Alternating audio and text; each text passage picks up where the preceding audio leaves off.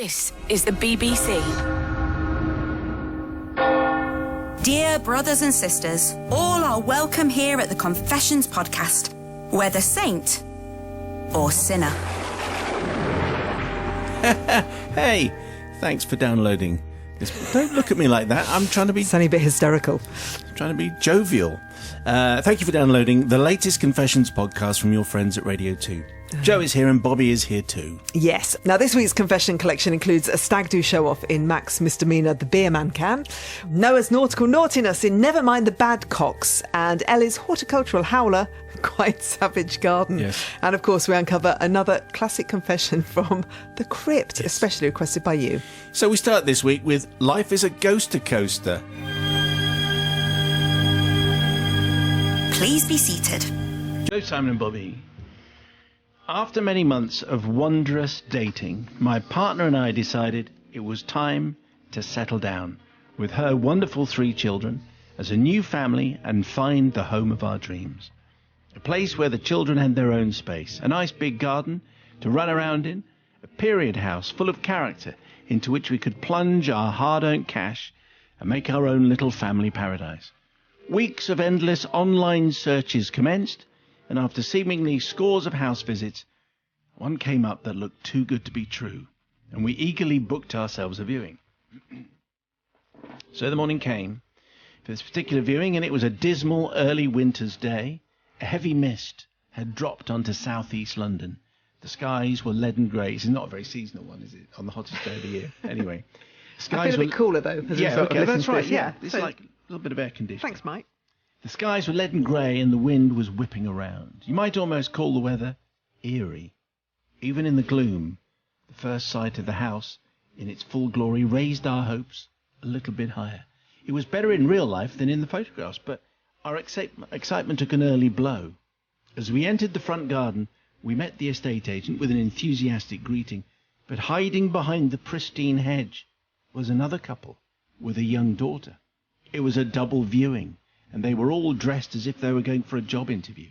Compared to our pretty regular day-at-home clothes, they were beautifully presented, and with the added bonus of a precocious young golden child to whom they clung. We had some major competition on our hands, we realised that, and in my mind the opposition clearly had the upper hand from the off.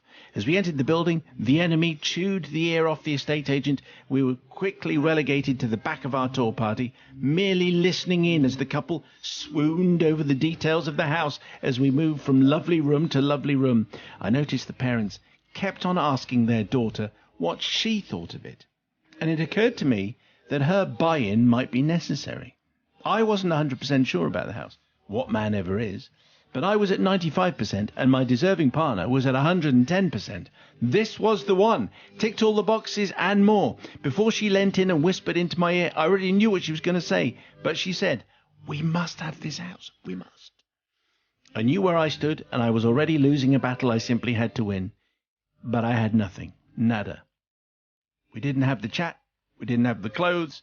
We didn't have the perfect family look, and the executive couple looked like they had cash by the lorry load if the stakes were going to be raised. My partner and I moved alone into the front room, and I looked out of the window into the dark and doom-like day. It was a reflection of my predicament. Leaving her parents, the young daughter wandered in alone, and I noticed that her expression wasn't one that matched her parents. She seemed less sure of this new environment, understandable in any child. An instinctive, desperate idea came to me in a flash. It's not my proudest moment. Far from it. It was a little bit underhand. Actually, it was more than that. It came from the devil's own sewer of schemes, says Mike, over-elaborating, I think. As the girl stood within earshot, I called my partner over, who was studying the lovely large fireplace. Loud enough for the girl to hear, but quiet enough not to alert the parents or the estate agent to my plan, I said in a frightened tone, "Did you hear that weird noise behind the wall?" A puzzled look came from my better half. The girl didn't raise her head, but I could tell she was all ears. "Yeah, I heard a noise like rats. Big rats. Lots of them. And that smell. Can you smell it? It smells like something has died." My partner's face changed. She realised from my nod and a wink glare what fiendishness was afoot. She was aghast. But I had started and I had to finish with a flourish before she could intervene and correct my deeply flawed morals. In fact, I continued, I'm sure I saw something at the top of the stairs. I think it was a ghost. This place scares me witless. We can't possibly live here with our children. The place is haunted.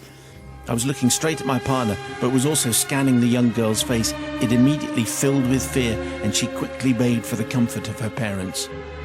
Well, her mum and dad arrived at the door as she rushed to depart it, but any chilling protestations she had suddenly acquired had to wait, as the parents joyously told the estate agent to expect a call in a matter of hours, if not minutes, and quickly departed. I will never know what conversation ensued in the car of the departing family, or what trauma may have afflicted the young girl in the nights that followed, but what I can tell you is how this underhand story ends. I'm sitting here writing this plea for forgiveness to you both, and a young child who'll now have grown up, hopefully without any major psychological scars, from within my beautiful period house with a lovely large garden here in southeast London, and my family and I have very much made our own. I fall at your collective feet.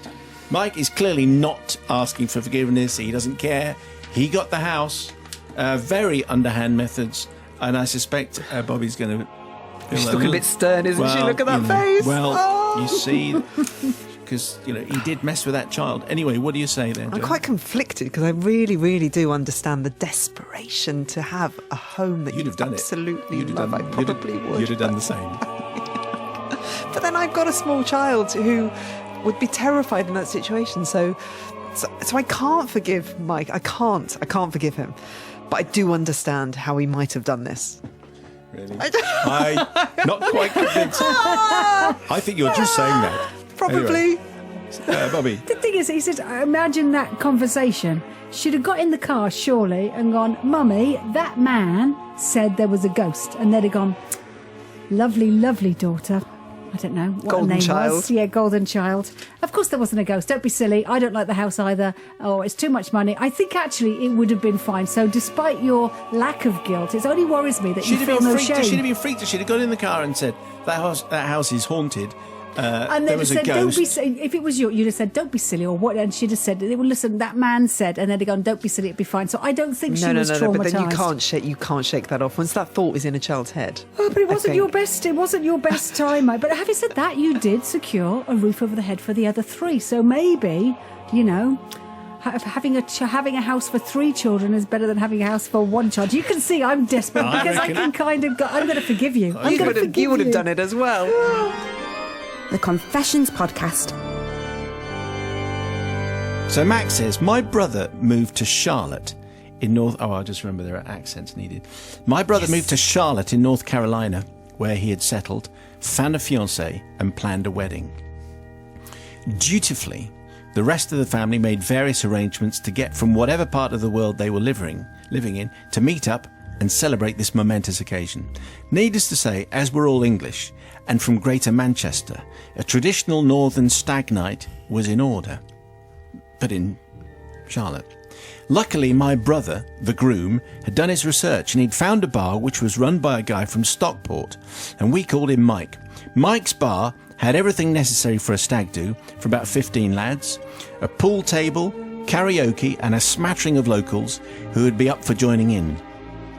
Most importantly, he also sold a brand of canned northern beer, which I presume cannot be mentioned by name. It's then been removed, so I assume you're right, it cannot be mentioned by name. I may now need to explain that in the heady days of the early noughties, a major breakthrough in canned beer had just been developed, known as the widget. Remember that? I do remember the widget. If the beer was cold enough, the widget allowed the drinker to shake the can up and down as vigorously as you wanted to, and then pull the ring pull, and then upend the can into a pint glass to deliver a perfect pint of the Northern Ale. In effect, the widget delivered the perfect draft beer in a can. The stag night commenced.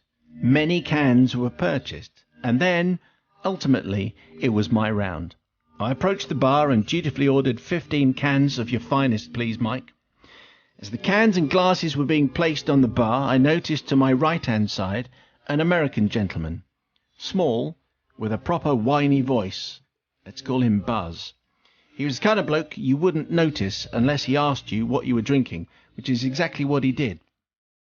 Hey, what are you guys drinking? Do it again. Hey, what are you guys drinking? He said in a kind of whiny cartoon voice, you sound like a cartoon. appeared from somewhere.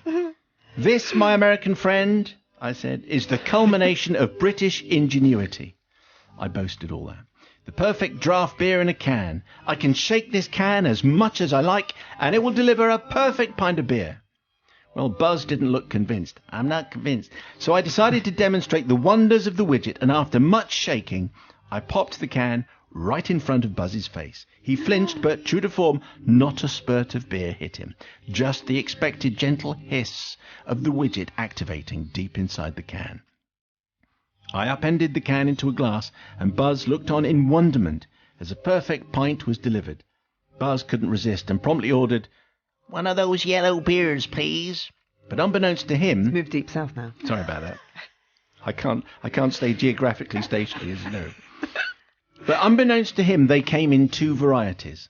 The draft can with the widget, which I had just demonstrated, and the traditional can without a widget. What happened next will be etched on my brain until my dying day. Mike the barman, ever the prankster, presented Buzz with a yellow beer of the traditional variety, widgetless. Mike knew exactly what he'd done. I knew what Mike had done. Buzz, however, had no idea what was coming. I knew that if Buzz shook that beer up, as he now proceeded to do, and then open it, the subsequent explosion would be catastrophic to anybody in a 5-square-yard vicinity. Bravely, I stood back from the bar as Buzz turned to a huge random bloke and got his attention by tapping him on one of his 12 biceps and then announced to him, "Hey, buddy, watch this." Buzz pulled the ring pull back and showered the biggest man in the world with beer. An eerie silence fell over the bar as the big guy slowly wiped beer from his eyes and flicked it from his hands as the cream of Manchester dribbled from his chin. The Man Mountain looked past Buzz and asked me, "Is this guy with you?" See, two voices in one. Buzz visibly crumbling before my eyes. Yeah, he is," I said, feeling sorry for Buzz, who was now looking very scared indeed, though not as much as Mike the barman. As the massive bloke wiped more beer from his face, he said to me, "It's a good job I like Australians, otherwise your friend would be dead right now." So, Father Simon... Australians? I know, well, that's the accent I didn't do. Anyway, Father, I wish to beg forgiveness on behalf of all the Brits abroad who have claimed to be Australian to avoid getting their heads kicked in because a random Yank drenched another bigger random Yank with a load of English beer. I'm sure there must be thousands of people out there that this has happened to. Well, it's a fine tale, and we have an Australian of our own coming on later. However, it's an interesting tale from Mac, and I do remember the widget, and the widget did transform a lot of drinking habits. I'd never heard it used in the bar. Bobby wants to go here. I just want to say, is this the Boddington's beer that introduced Mel Sykes to us? I think What, from Alan and Mel? That film? Is it Boddington's? The one that is that why you removed it? I think that's why it was. With Tarquin. Do you remember Tarquin? Anyway. No, you're speaking a different language. Oh, anyway. I do remember. So you thought she was super posh, and then she I've wasn't. gone off on a tangent. Quick. Well, while you're on, what do you say to Mac? Then? I think you're unforgiven. I think this was a mean thing to do. You knew if it was any of your guys, that was fine because you're part of the joke, and to make them the butt of the joke when they're part of the joke is absolutely fine. But this is proper theatre of cruelty and really dangerous. So I am not compassionate. Dangerous. Why is it dangerous? Well, you don't know what's going to happen, do you? The consequences could have been much worse. So, Mike, I am not feeling compassionate towards you. Ooh, theatre of cruelty. What do you say, Jude? That's a good phrase. Was it? Can I just ask? Was that the point of the widget? I've never understood. I've never used a widget. I've never encountered a widget particularly. Was that? I think the point was to give beautiful draft beer, but from a tin. Okay. That was the point. So did you have to shake it up? Was that no, the you thing? didn't. No, you did, and Guinness did it as well. So you open the top and then you could pour it in. It was like a perfect draft pint. That was Okay, the fine. idea. Well, thank you. Okay, it's a Entertaining and educational. Thank you. I'm with Bobby. Completely unforgiven. You knew what Mike was doing. You went along with it, and you just, you revelled in the cruelty of this whole thing. So not forgiven at all. Theatre of cruelty, very good. The Confessions Podcast. And that was Mac's tale, The Beer Man Can, which gives us the perfect excuse to soak up Joe's attempt at a Mancunian accent. Really? Standing by. Did we have to do this? Yeah. Not forgiven. He should have delivered the famous one-liner of the aforementioned beer. Bayek, you smell gorgeous tonight, Petal. Very good. There you go. And that is the one and only time I'll be doing accents on this show. I'm going to leave that up to you, as That's you are what you a think. professional. Now, still to come on this week's podcast, find out why Simon sounds so ominous when talking about windows. Mother of the family suggested that, seeing as I wasn't collecting the boys from school, I could clean the lounge windows. And did sound a little ominous, actually. Anyway, before you hear what happens next, it's time to head over to the Parish notice board. Bobby, has anyone been busy pressing that seductive subscribe button? Yes, and a big thank you to Ross, who's done as he's been told and sent us evidence. To Father Simon and the Forgiving Collective, I'm emailing to say that I love the Confessions podcast so much I have subscribed. Please see attached file for evidence. There's a picture here. I was hoping that you have enough merch to send to me and my little brother, as we are great fans of the pod. Thanks for continuing to bring entertainment to our household. Yes, and thank you, Bobby, for being very, very, very excellent. And thank you for the photographic proof as well. Do we have merchandise? I think we do. Because I'm off on holiday for a couple of weeks, so I'm sort of feeling generous. But Joe, have you got something that we can send? Yeah, if you're talking merchandise, look what I have here that you've left out for me on the desk. It's only a Radio 2 mug. It hasn't got any DJs on at all, so it's perfectly passable. You can actually have it out in your kitchens. That's fine. There's no weird faces looking at you. And also, we've got T-shirts, black with the gorgeous orange logo on it as well. So, yeah, we have that. It's rather extravagant. But if that's for Ross and his little brother, there's only one mug and there's only one T-shirt. I think there's 2 T-shirts. Ah, okay, there you go. But only one Sleeping mug. T-shirts. No, sorry. One T-shirt, one mug. Well, Yeah. they can share. It's an in-concert T-shirt as well, so they'll just have to learn to share. Obviously, this is extraordinarily extravagant, and we can't afford to do this too often. So, lower your expectations. Just lower them. Now, I have a very lovely message from Sandra. To all the lovely peeps involved on the Confessions podcasts, past and present, I rarely have time to listen to your wonderful podcast due to a demanding family life. I expect Simon will still think this is a lame excuse, but I do try and spread the good word. Yesterday, I attended a very emotionally draining funeral of a fantastic human being, and I feared keeping my composure on the solo 4-hour drive from Doncaster to Sittingbourne. But thanks to your epic podcast, not only did I cheer up considerably, it also made the journey fly by. So thank you, and keep up the excellent work. Thank you for getting in touch. And if you do want to get in touch with us here at the podcast, you might have a confession of your own. Let's face it, you've probably got half a dozen. Or you might want to request a classic one that made you laugh out loud. Maybe you've just managed to sneakily subscribe someone, or you want to tell us exactly where you listen from. For example, Jim listening on the front seat of the bus to Chippenham, that kind of thing. The address for everything is confessions@bbc.co.uk. And now we arrive at the particularly sleazy part of the notice board that some people are very excited about and look forward to the most. It's the non-compliant confessions that we could just never read out on the radio. Confessions from shameless people who clearly have no moral compass whatsoever or any idea about what's suitable for tea time and listening. So people like Dee. Well, Dee probably wins the award for the most Ew. confession this week. Dee works in an optician's, and because his boss was annoying him, Dee decided it would be fun to cut his toenails with his boss's spectacle adjustment pliers. Oh. The one he uses for his own glasses. From Dee's disgusting foot to his boss's ears. And Jane, you and your friends Skyped off work to go for a drive. Strike 1. Then when you were out gallivanting, you had a minor crash, which could have been a whole lot worse. Strike 2. Instead of just telling work what happened, you invented a story about your kitchen being on fire, and then shamelessly accepted money your colleagues had collected for you for repairs. Fair enough. Can you believe this? And then instead of repairing your car, you spent it on booze. Strike 3, you're out. Understandably. And Bill, your confession might have made it onto the show if it weren't so short. Basically, in his last day at a shop he worked at, Bill took a marker pen to all the containers saying glasses wipes and decided to remove the G and the L from glasses. Ho, ho, ho, ho, ho, ho. That is so wrong. Don't do that, but that's very funny. That's good. You've made the moral compass laugh.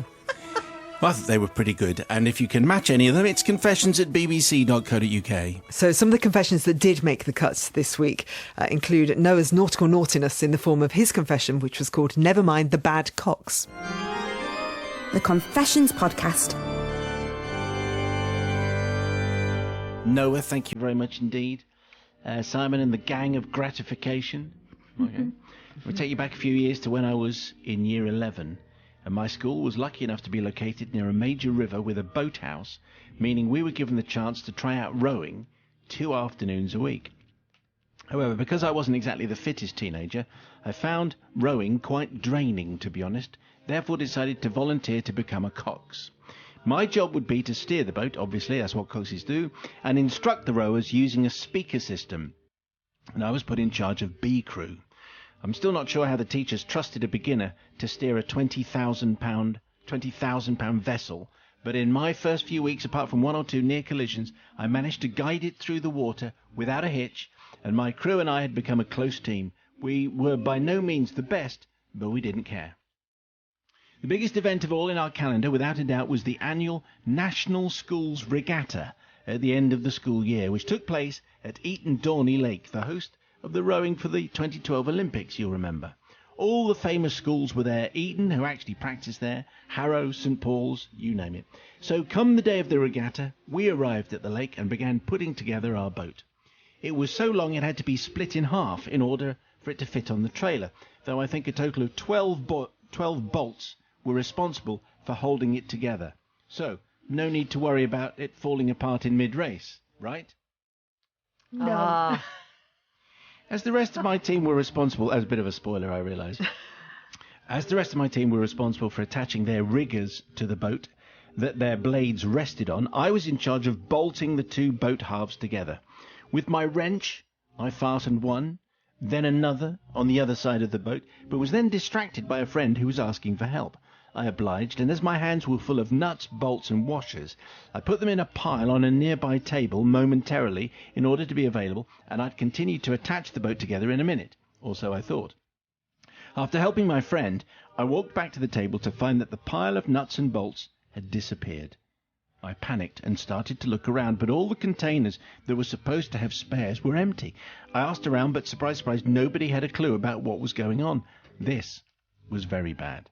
As if things couldn't get any worse, I heard our coach, Mr. G, approaching, telling us to get ready. We only had a couple of minutes until we were up. He came up to me and asked if the boat was ready. If I told him the truth, now the entire race would probably be off.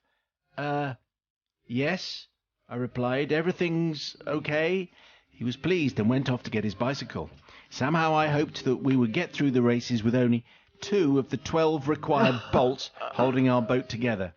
Should be fine, I thought to myself. They look pretty strong bolts. Sure they'll hold up. Holding the boat on our shoulders, we walked to the pontoons where we'd cast off. We lowered it into the water, and there were no leaks visible. Phew! That took a small amount of weight off my shoulders. We lined up in front of a floating pontoon and waited for the signal to go. 3, 2, 1, and we were off, thundering through the water at a noticeably good rate. While shouting, I looked to my side to see we were actually edging away from a number of our rivals. Who knows, maybe the saved weight of 10 missing bolts was helping. Maybe it was a stroke of genius. Whatever the reason, we kept going, all surprised at our newfound success. This is when it went downhill, metaphorically. I suddenly heard a clunk, followed by the boat taking on a huge amount of water within a very short amount of time, let's say 2 seconds. It doesn't take a genius to figure out what had happened. The boat had literally split in half on the water, and we were now sinking fast. "Get out, it's going down!" I shouted, a little bit more explicitly than that. The whole kerfuffle must have lasted a maximum of 20 seconds, but it felt like forever. As me and 4 of the crew bailed, now treading water, we watched as the boat disappeared under the surface of the Dorney Lake. I hadn't noticed when it happened, but apparently the other half of our crew, of 8, had actually managed to continue going with half a boat for a short amount of time before colliding into the bank. We were definitely a sorry sight as we trudged our way back to our bus, completely drenched in lake water. Overall, this disaster completely stemmed from my actions, and nobody knew. In fact, nobody knows to this day. When our poor boat was recovered, it was concluded that all the bolts holding it together had, for some unknown reason, simply snapped due to strain, and that the majority of them had fallen out during the accident. There were even allegations made against other teams of tampering from some boys in my crew, but there was no proof, needless to say. Yet again, I told nobody. So therefore, clearly, I need forgiveness from my crew, whose dreams of rowing success were eliminated by my doings. From Mr. G, who legend says has since quit rowing, to which I feel I might have played a part. From my school, who had to pay full price for a replacement boat, which I think we established was 20 grand. And from the staff at Eton Dorney, who had to go through the effort of retrieving the wreck from the bottom of the lake. However, I do not seek forgiveness whatsoever from the person who stole my bloomin' bolts, for they deserve at least part of the blame, which is fair enough. However, disastrous consequences for a boat that actually split in half due to the lack of 10 bolts. Let's see what Joe makes of this one. I think that's fantastic. Although shifting the blame at the end, very, very dodgy. I also quite like the mention of Mr. G. I don't know if anybody else is a fan of Summer Heights High, Chris Lilly's comedy, but Mr. G is just the best character. However, with this particular Confessions, sometimes a lie is so big, it's so ginormous that you can't possibly own up to it. When there are so many things surrounding it, it would just be impossible to utter those words. Yeah. It was me what sunk the £20,000 boat. So I'm going to be a real softie and I'm going to forgive because I understand. Because it's one thing to own up for something, I broke a jam jar, but, sinking a 20-grand boat, Bobby Pryor. Noah, you're called Noah. By your name, you're meant to be good at boats and all things boat, just by your namesake. Noah, you sunk the boat, which is quite the opposite of what you should have done. I could have forgiven you if you genuinely forgot. It was just something you forgot to do. It was so awful. But you knew when the boat went in that it wasn't going to, you hoped it would hold together. But you knew. What I think, though, is I think you were sabotaged. I think someone stole those boats. The nuts and bolts got shifted. Having said that, it's one of those things of consequences. And what you should have done is said, I'm sorry, we are not together. We cannot compete. Because the consequences could have been awful. I mean, luckily, everything was all right. There was just a boat. It could have been worse. So you are not forgiven. The Confessions Podcast. This one is called Quite Savage Garden, which is not a bad title, I don't think. And it comes from Elle. Okay, thank you, Elle. Simon, Joe and Bobby, although born and bred in England, I now live in New Zealand. And when I first arrived in the country, I worked as an au pair for a fairly wealthy family, caring for their two very full-on boys before and after school. I kept the house in order, conquered mountains of laundry daily, and often cooked for the family. I would say that I worked above and beyond the family, considering the absolute pittance I got paid. However, being the ever-obliging, polite English girl, I just got on with what needed to be done. Then one very sunny Friday morning, to my absolute delight, the family informed me I wouldn't need to collect the children from school that day. In fact, the parents were picking them up from school early and heading out for a weekend on their yacht. This was fantastic news. I'd be able to drop the boys off at school in the morning, quickly complete my daily tasks, and hopefully clock off at about midday. It would be an almost extra long weekend. I could join my friends at the pub at 4 p.m. instead of 7 p.m. and enjoy some wines in the sun. I was elated, as this never happens. Then I received a text message just after midday. The mother of the family suggested that, seeing as I wasn't collecting the boys from school, I could clean the lounge windows in preparation for their open home next week. Now, this was not a small task. The windows were floor to ceiling, wrapping around the front of the lounge and into the front garden. It was covered with many, many messy handprints from the boys. This was highly inconvenient and terribly timed, as I was already geared up to hit the pub and had clocked off for the weekend. And after all, I was their au pair, not their blooming cleaner, for heaven's sake. I was fuming, and I'm writing in capital letters at this point. That said, I was a complete walkover and accepted that I really had no choice in the matter. I began cleaning the windows in the scorching heat, starting indoors, then making my way outside. Cleaning and subsequent sweating was ruining my makeup, and I hoped the neighbour's handsome son didn't come home any time soon. I awkwardly climbed between flower beds to get to the windows, and it was then I noticed the flourishing herb and vegetable garden right next to me. In a moment of sheer anger, I made sure the coast was clear and spritzed the herb garden with my potent window cleaning spray. What? Yes, I spritzed the herb garden with my window cleaning spray. The gardener's getting very cross. Not forgiven. May I say spritz, but I admit I may have gotten a little carried away. The Mr. Mussel just kept on coming, and I thoroughly drenched any living plant that sat in that planter box. Revenge was sweet. The satisfaction was unbelievable, but I also thought, what's the worst that could happen? A couple of brown spots on the lettuce? They'll just think it was slugs. I finished cleaning the windows, feeling rather smug, and was impressed with how clean they all looked, actually. A quick freshen up, and I was soon at the pub, sitting and sipping my Sauvignon Blanc. I do vividly remember stumbling home that night, heading up the garden path, only to be hit with a strong, fragrant smell of window cleaner seeping from the vegetable garden as I tried to fumble my key into the lock. The sweet smell of success, I thought. Following day, I received another text message. The weather out at sea had turned, apparently, and the family would be home that afternoon. Darn it, my peaceful weekend was soon to end.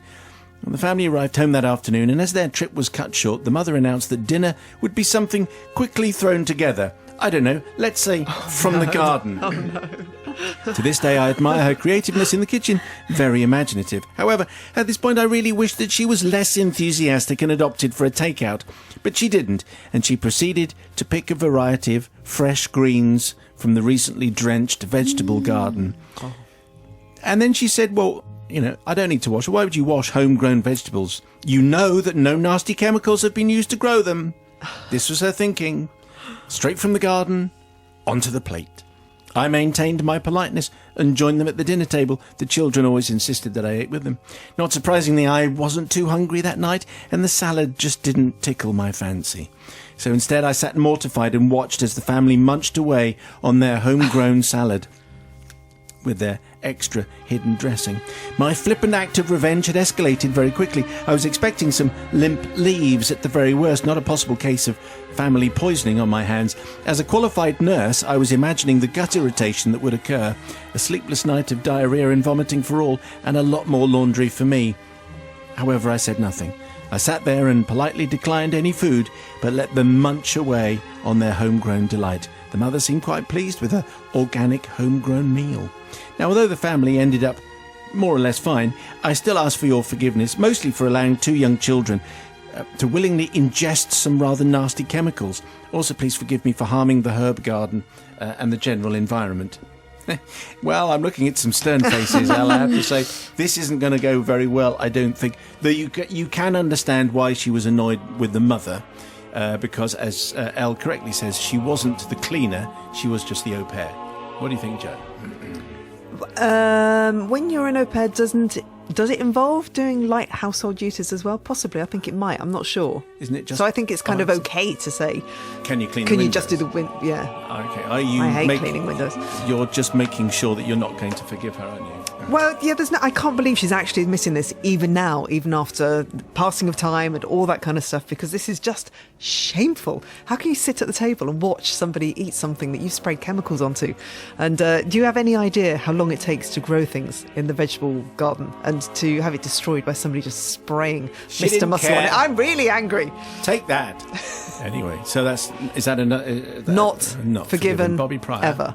Yeah, resentment is dangerous, especially when you feel you've got no power. You see, it depends on the parameters and the contract, but I do know many au pairs that have been taken advantage of. So I can understand you think, okay, well, I look after the kids. These are the edges to my work, and someone's got. I mean, also, it wasn't very nice of the mum if they've gone off on a trip and she knows that little afternoon could be used to do something that she would want to do. I mean, you know, it's just. I think I can understand the resentment. That's not what I'm complaining about. But actually, your response is not very grown up. And you're in charge of children, and you've damaged the environment. So I'm finding it very difficult to find an alternative. So I'm with Joe. Absolutely not. The Confessions Podcast. That was Elle's confession, quite savage garden. So please do not try that at home, kids. Morally outraged by that one.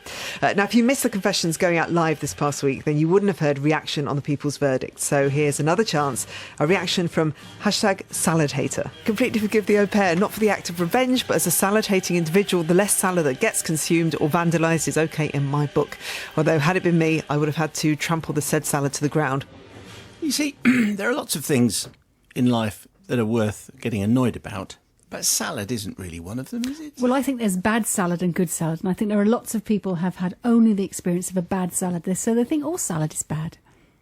What's bad salad? Quite limited, just a bit of cucumber and a tomato. Leaves. You don't hate it. No, but it's disappointing, isn't it? So that kind of resonates to the rest of your life. If you had a good salad, then you're okay. Salad is brilliant. I mean, all you need is a bit of salad cream and everything's fine. I know, but there are times you don't even get that.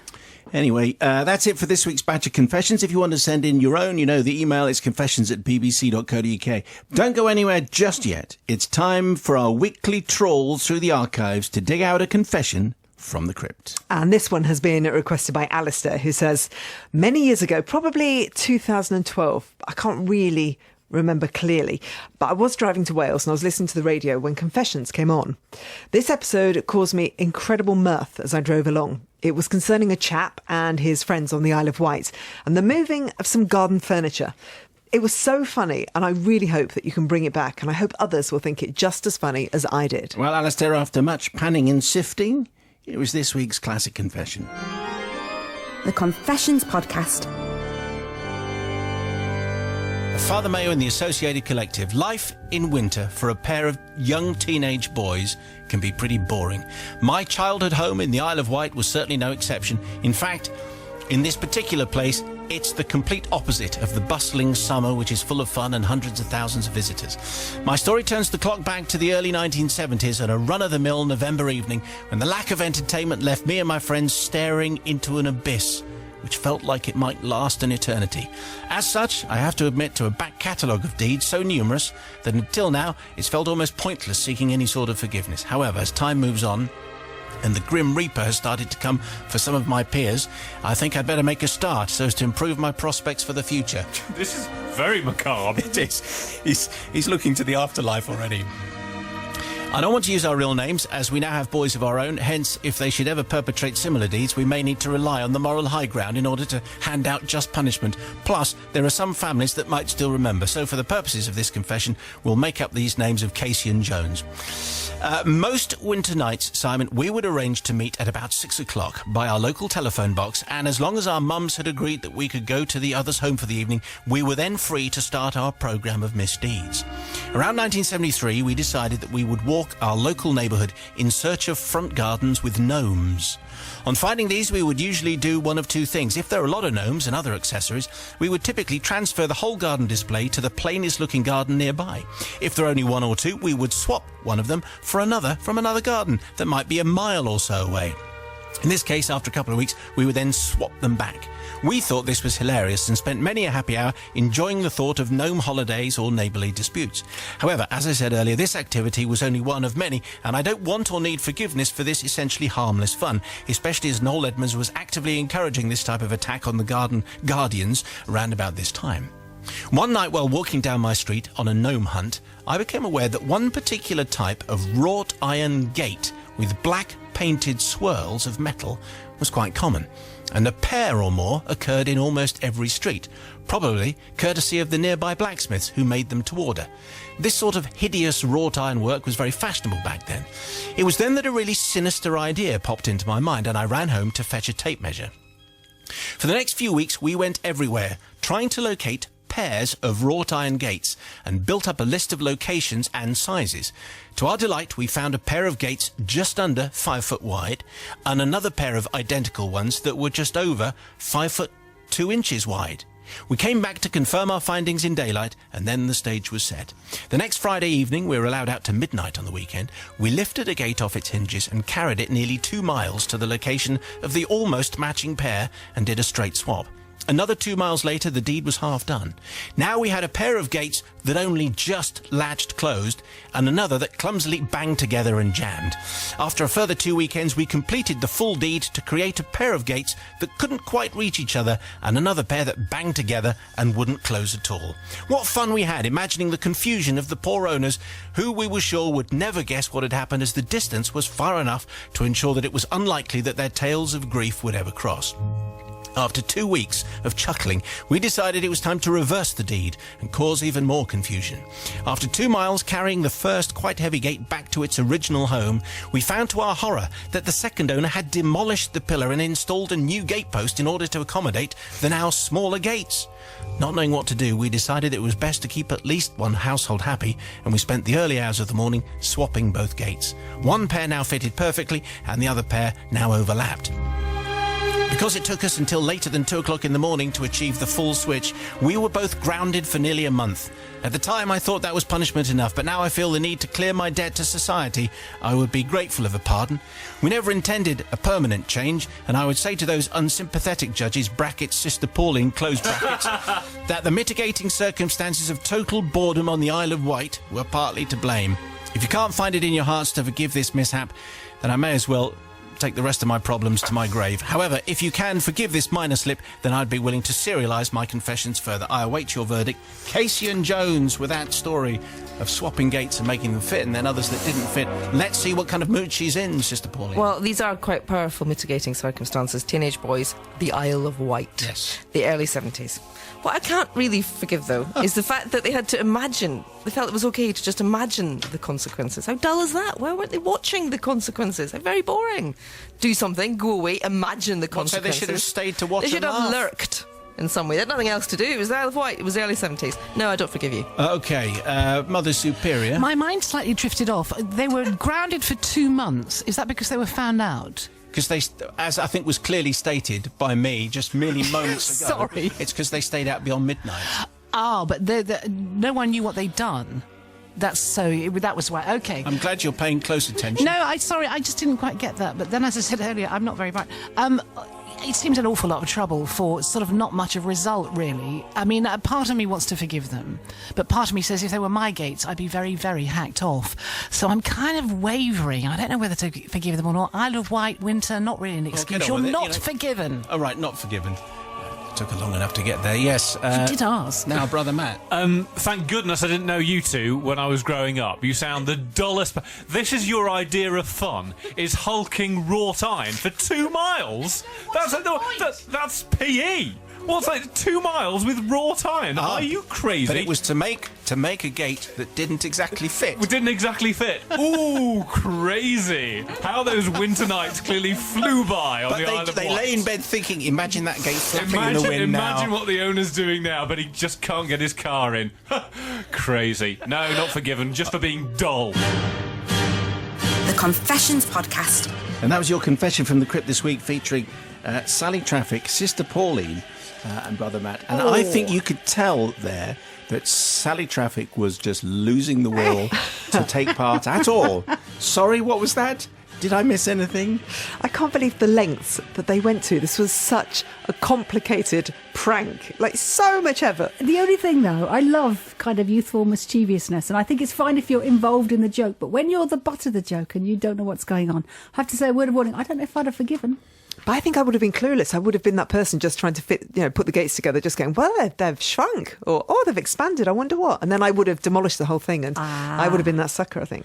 Wouldn't have thought that anybody could actually go to these lengths. I think Sally did have a point. You know, if they were your gates that had been nicked, you'd have been very cross. Fair point, really. Yeah, fair point. If you do have a request yourself for a vintage confession, then we'd love to hear just as many details as you can, including when it first went out. That's a big help. To confessions@bbc.co.uk, and we'll do our very best to dig them out from the crypt. So time's running out on this week's podcast. If you made it to the end of the last one, we asked you to tweet us the code phrase, "There's a chipolata stuck to your passport." Big thanks to Michelle and Colin and everyone else for tweeting that. This week's code phrase is... Well, I like the look of Bayek, you smell gorgeous tonight, Petal. Theatre of cruelty, I think, was the phrase of the week, wasn't it? We've had some good phrases this week. I think Bayek, you smell gorgeous. Okay, you can do that. Just say it one more time, Joan. No, it's fine. Okay. Well, let's do something else. How about check your nuts? Check your nuts. Check your nuts, okay, Simon. We'll do that. Check your nuts, Joe. And on that point, that's about it for this week. If you have something to get off your chest, send in your own confession to confessions@bbc.co.uk. And don't forget to subscribe to the Confessions podcast. You can hear our early evening show 5 o'clock weekdays on Radio 2. Although I won't be here for a few weeks because, I'm entitled to some vacation. You need your hair done and your feet I done. do need all of that Pedicure. done. Those roots have manicure. been begging for it for quite a long time, haven't they? I'm not sure who's sitting in for me, but I predict a riot. Well, that would lead me to the conclusion that maybe Ricky Wilson might be sitting in the microphone that you normally occupy. So, he'll be here for the next few weeks or so. And there won't be confessions on the show because you're taking them in your suitcase. Which is rather harsh. Yes, I mean, what an entertaining holiday that promises to be. Yeah. But there will be some special Confessions Gold podcasts where we revisit some of our favourite confessions. Plus, ahead of our week from the Edinburgh Festival, there'll also be a Best of Edinburgh Confessions podcast as well. So you can still get your confessions fixed if people are freaking out and panicking at the moment. Even though you won't be here, there will be a way to get your confessions fixed, which is a good thing. Exactly. How reassuring, warm, comforting words. And on that note, it's time to say thank you to Bobby Pryor. Cheery bye. Cheery bye? Is that cheery bye? Cheery bye is a lovely way to say All goodbye. right. Cheery bye. And also, obviously, thanks to Joe. Bayek, you smell gorgeous tonight, Petal. Lovely. The Confessions Podcast. Go in peace. Hello, I'm Mark Riley, and I'd like to let you know about Six Music's A to Z of Psychedelia box set, which I've made along with music journalist and fellow broadcaster Rob Hughes. We look at the world of psychedelic music from the mid to late 60s, an unpredictable but flowery beast often littered with ill-advised escapades and unintentional hilarity, which peaked with something they call the Summer of Love. Alongside music, we also explore the art, film and poetry of the psychedelic counterculture. The A to Z of Psychedelia is out now and available from wherever you normally get your podcasts. Turn on, tune in, but don't drop out.